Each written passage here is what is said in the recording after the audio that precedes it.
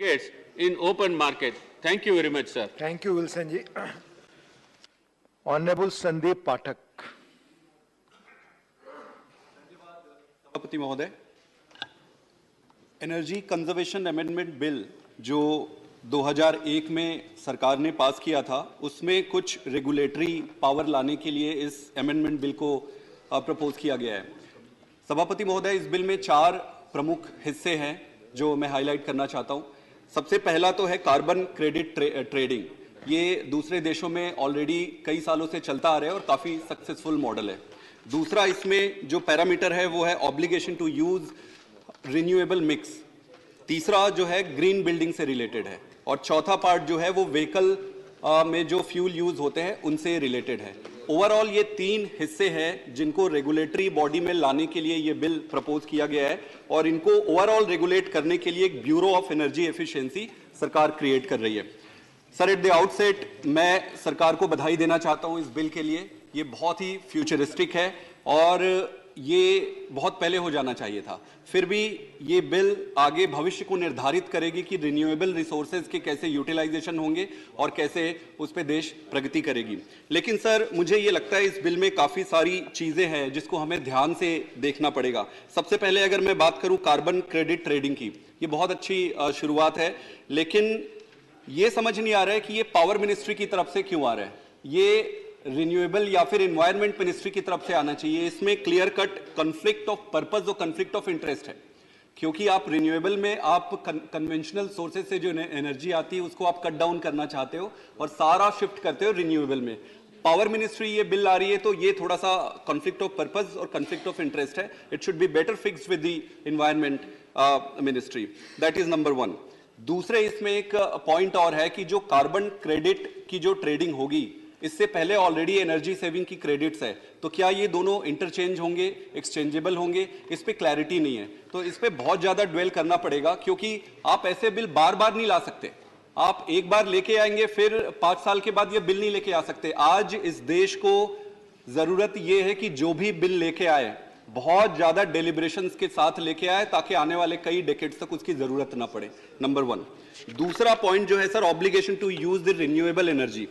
इसमें ऐसा है कि डेजिग्नेटेड कंज्यूमर हैं, जैसे कि आपका रेलवे हो गया, सीमेंट हो गया, टेक्सटाइल हो गया, ऐसे कुछ इंडस्ट्रीज है, उनको ये कंपलसरी किया जा रहा है कि आप रिन्यूएबल एनर्जी को कन्वेंशनल एनर्जी के साथ मिक्स करके यूज करेंगे। बहुत अच्छी शुरुआत है, लेकिन इसमें यह समझना पड़ेगा कि क्या उनके पास ऑप्शन अवेलेबल है। मतलब अगर मैं एक सीमेंट कंपनी चलाता हूं, मैं डिस्कॉम से एनर्जी लेता हूं, मेरे पास सिर्फ वही एनर्जी आ सकती है, मेरे पास अगर रिन्यूएबल एनर्जी मैं लूंगा कहां से? तो ये सारे पैरामीटर्स देखने पड़ेंगे। सिर्फ नियम रेगुलेशंस बनाने से implementation is not going to be that easy. तीसरी चीज जो है सर, इसमें इसके डिटेल्स की बहुत कमी है। ये बहुत ही फ्यूचरिस्टिक और अच्छा बिल है, लेकिन इसमें डिटेल्स जो है बिल्कुल ही कम है। तो इतने कम डिटेल के साथ जाना, that is something government must ponder upon. The third point is, sir, very important, is about the green building. I must tell you, विदेशों में भी अभी ग्रीन बिल्डिंग के बारे में उतनी अवेयरनेस नहीं है। इंडिया में अगर हम ये बिल आज लाते हैं तो ये फ्यूचर के लिए बहुत अच्छा होगा, क्योंकि मैं इससे पहले, मेरा बैकग्राउंड साइंटिस्ट का ही रहा है। मैं आईआईटी में प्रोफेसर था, इससे पहले मैं कैम्ब्रिज, ऑक्सफोर्ड, एमआईटी में रिसर्च करता था, and fortunately happen to be in the same field. So I can tell you that green building में अभी टेक्नोलॉजी उतना प्रोग्रेस किया नहीं है, हमारे देश में तो बिल्कुल ही नहीं है। तो ये जो इसका ओवरऑल पॉइंट ये है कि 100 किलोवाट से ज्यादा जो प्राइवेट बिल्डिंग्स रहेंगे वो सारे इसके जुरिडिक्शन पे आ जाएंगे।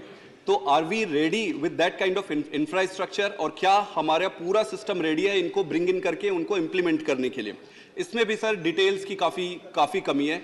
और एक पॉइंट और आता है कि कॉस्ट, जो ग्रीन बिल्डिंग के लिए आप कंपलसरी इन्फोर्स करेंगे तो कॉस्ट कौन बियर करेगा? ग्रीन बिल्डिंग बनाना तो इजी है, technically I can site few parameters कि ये होना चाहिए, ये होना चाहिए, उन्हें तो पैसा तो ये कितना प्रैक्टिकल है ये देखना पड़ेगा। और चौथा जो है वेसल और जो फ्यूल के कॉम्पोजिशंस है कि उसमें थोड़ा सा बायोफ्यूल्स मिला दे, थोड़ा ये फ्यूल मिला दे, that is fine, that must धीरे धीरे इंक्रीज होते रहना चाहिए फ्यूचर में। सर ओवरऑल मैं 2-3 चीजें ही कहना चाहता हूं। हमारे देश में मुझे ये लगता है कि रेगुलेशंस फॉर्म और फ्रेम करने में हम लोग सही सलामत कर लेते हैं, जब बात इंप्लीमेंटेशन की आती है वहां पे हम अटक जाते हैं, और सिर्फ एक मंत्रालय अकेले इसको इंप्लीमेंट कर ही नहीं सकता। इसमें बहुत सारी चीजें हैं। अब जैसे 4 पैरामीटर है सर, जिसके माध्यम से ही ये इंप्लीमेंट हो पाएगा। पहला है सब्सिडी, कि सरकार किस सेगमेंट को कितना सब्सिडी देती है। दूसरा है टैक्स, आप किस सेगमेंट को कितना टैक्स लगाते हैं। तीसरा है एक इंडाइसेस है कि इन्वेस्टमेंट किस इंडस्ट्रियल सेक्टर में ज्यादा इन्वेस्टमेंट हो रहा है, किसमें कम। तो अगर मैं देखूं तो सब्सिडी के मामले में रिन्यूएबल, ओवरऑल रिन्यूएबल कह रहा हूं मैं, सिर्फ इलेक्ट्रिक व्हीकल की बात नहीं कर रहा हूं। ओवरऑल रिन्यूएबल में सब्सिडी कम हो रहा है, नॉन रिन्यूएबल में सब्सिडीज बढ़ रही है। तो this is contradicting the overall purpose. Number 2, tax अगर आप देखेंगे तो टैक्सेशन जो है, टैक्स जो है रिन्यूएबल एनर्जी से जुड़े हुए बाकी के सेगमेंट्स में टैक्स बढ़ते जा रहे हैं, नॉन रिन्यूएबल में टैक्स घटते जा रहे हैं। ये भी पर्पस डिफीट करता है। चौथा जो सर इंडाइसिस है कि कितना इन्वेस्टमेंट आ रहा है। कन्वेंशनल एनर्जी से जुड़े हुए सारे सेक्टर्स में इन्वेस्टमेंट मल्टीपल टाइम्स हायर आ रहे हैं, और रिन्यूएबल एनर्जी से जुड़े सेगमेंट्स में इन्वेस्टमेंट ही नहीं आ रहा है। तो सरकार का अगर हम ये कहते हैं कि भाई हमें ये सारी चीजें करनी है, तो ये एड्रेस करना पड़ेगा इन्वेस्टमेंट क्यों नहीं आ रहा है। इन्वेस्टमेंट इसलिए नहीं आ रहा होगा क्योंकि उस सेगमेंट को उसमें बेनिफिट नहीं दिख रहा होगा, डिमांड नहीं होंगे उसके, तो हमें डिमांड जनरेट करने पड़ेंगे, उसमें बेनिफिट होना चाहिए कंपनी को। और सर इसमें एक और चीज है, जैसे एक छोटा सा एग्जांपल है इंपोर्ट और ड्यूटी की मैं बात करूं तो सोलर पैनल जो है, सोलर पैनल चाइना से पहले इंपोर्ट होता था, इंपोर्ट ड्यूटी बढ़ गई है, इंपोर्ट रिड्यूस हो गया है। देश में सिर्फ 2-3 प्लेयर है, मैं नाम नहीं लेना चाहूंगा कौन प्लेयर है, सिर्फ वही 2-3 प्लेयर ही सोलर पैनल बना रहे हैं।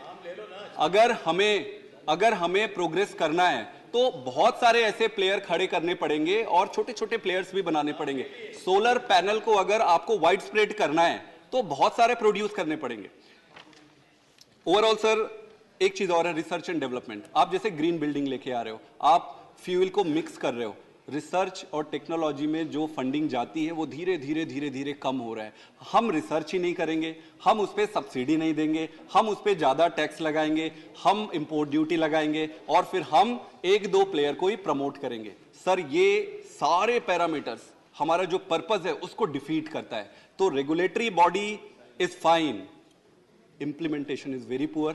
At the outset, again, I would like to thank you, the government. 1% भी अगर प्रोग्रेस है तो progress is always a progress. We all appreciate that, we all welcome that. But I believe that if you really want to succeed और number 1 बनना चाहते हैं अगर दुनिया में, तो सिर्फ इससे काम नहीं चलेगा. पहला, हम स्लो चल रहे हैं. दूसरा, हम इनसफिशिएंट है. और तीसरा, इस पे मुझे तो लगता है एक सेपरेट सेशन आना चाहिए.